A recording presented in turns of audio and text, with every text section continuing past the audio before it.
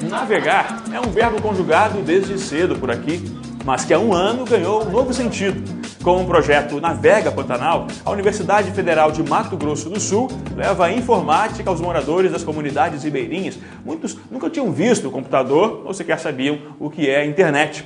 Como o ensino da informática pode mudar ou ajudar a vida desses jovens e adultos, professor?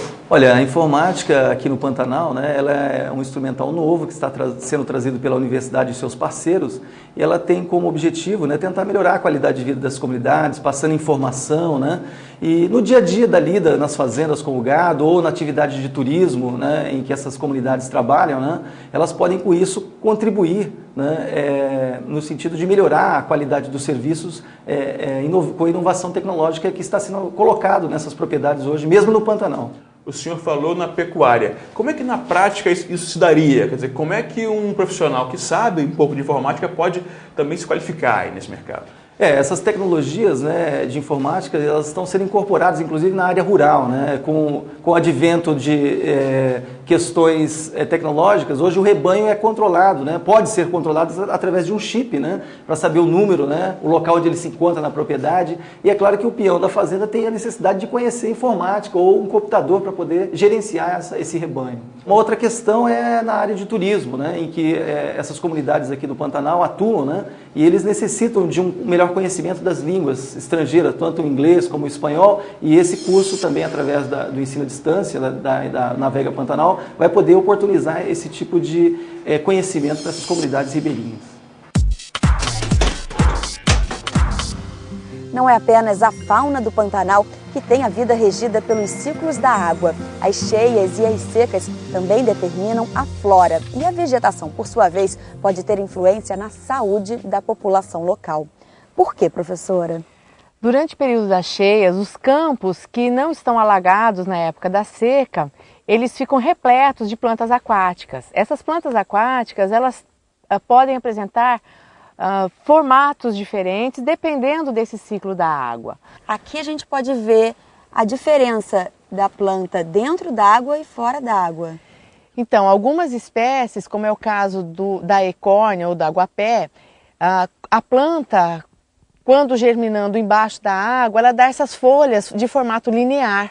E quando essa planta chega na superfície da água, ela dá essas folhas orbiculares. E a população local que normalmente utiliza essas plantas com fins medicinais, ela sabe dessa diferença?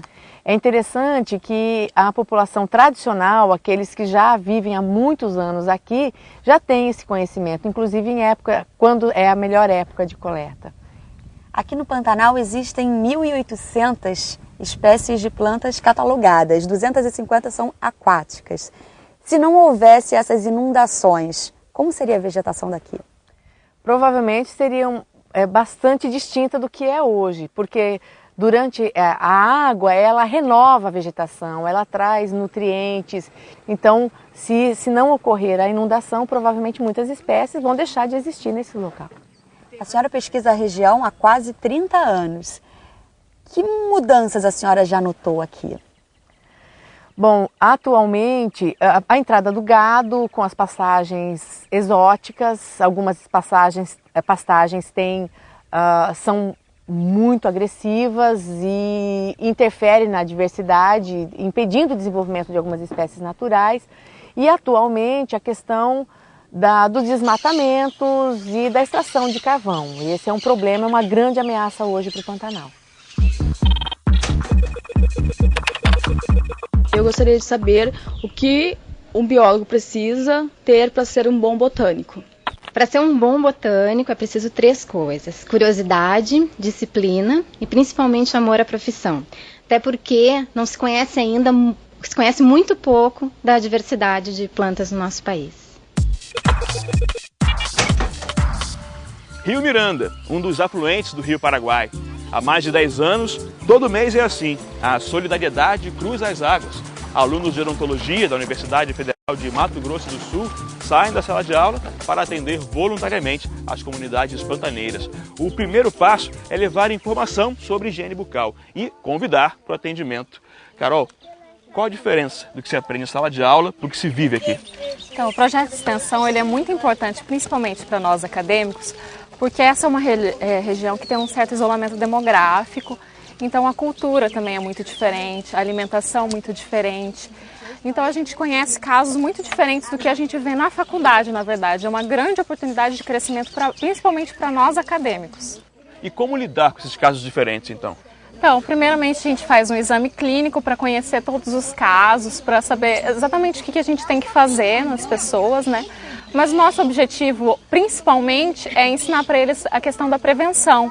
É ensinar como passar o fio dental, a escovação, tudo, para evitar que esses casos eles evoluam para para uma situação mais grave.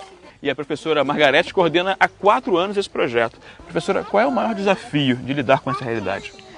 Eu acredito que seja a própria comunidade que, como está numa região afastada, ela é muito arredia e nós temos uma dificuldade de nos aproximar dela e nós temos que realmente fazer a prevenção com esta comunidade devido ao fato de nós estarmos a mais de 100 quilômetros de uma cidade onde existe o acesso à saúde como um todo.